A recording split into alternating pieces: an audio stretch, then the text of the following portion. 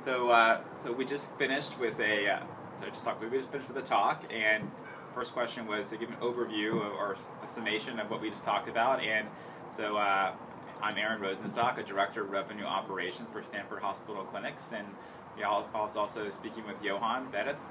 He's executive director for innovation and healthcare IT at Stanford Hospital and Clinics as well. That's not his exact title, but that's close enough. And we were asked to talk here about healthcare, emerging trends in healthcare in general, and more specifically in the IT landscape. And so, as part of the discussion today, we talked about kind of what's going on in the healthcare space, the types of emerging trends in both the medical device and healthcare information technology, more specifically some of our software vendors, the analytics.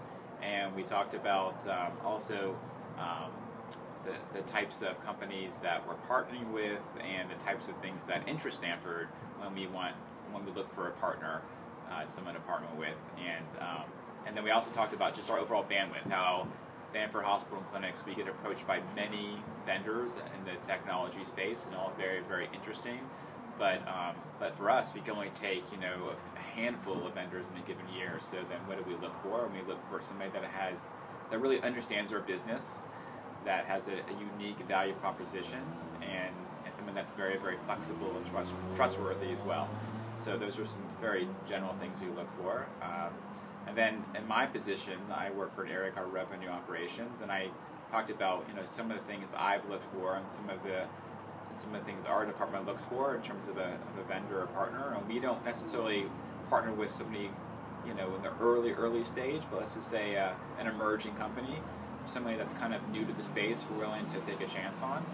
And so we look for somebody that understands the business, where we can have that is responsible and that understands our needs and is flexible, and it does have an interesting technology that helps meet our kind of the hole in the marketplace. So that's kind of a very quick overview of today. So I think this SiliconHouse is a great idea, and so my kudos to Enrique for this idea, and to Andrea. And so I think it's important on two fronts. First of all, so I'm in the healthcare space, and I think a lot of us in the healthcare space, part of our mission is to give back to the community. So I think in one prong is what can we do to give back, and how can others learn from our experience and how they shape or think about their business model. So from that perspective, I'm always happy to speak about current experiences we have and how others have been successful in navigating the political waters and just the business waters for Stanford as a whole.